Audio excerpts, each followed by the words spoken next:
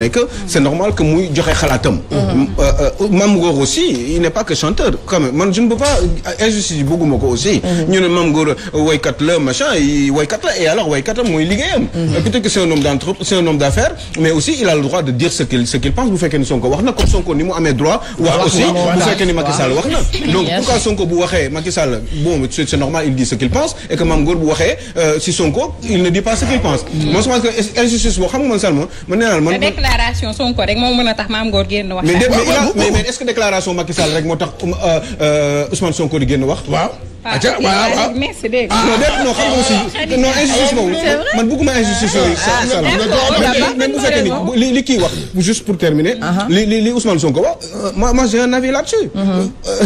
nee na occidentaux yi ñooy def loolu. ñooy favoriser terroristes yi mais Ousmane Sonko bés bu nekkoon président du def loolu du wax loolu.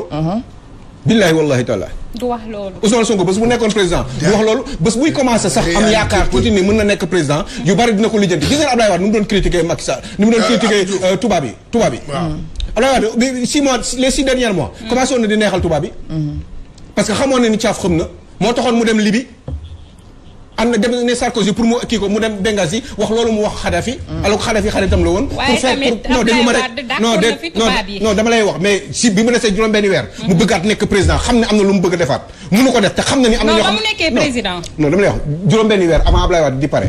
avant madame di jeex. avant élection yi Abdoulaye Wade avait changé. mais il a essayé de se rectifier. mais xam nga lu tax muy rectifié wu ci kanamu tubaab yi lay rectifié xam nga tax muy kanam rectifié gis nga dafa am réel politique yoo xam ne. c'est ça xam nga mos naa leen wax benn diplomatie dafa am ci politique bu nekkoon président. bu nekkoon président. ñetti weer laa ko may Guy Marius Sagna bàyyi ko. d'accord on attend. billaay walaay talaay. ki may wax nii ñi war a xam nañu. diplomatie dafa am ci politique donc discours bi ngay tenir itam dafa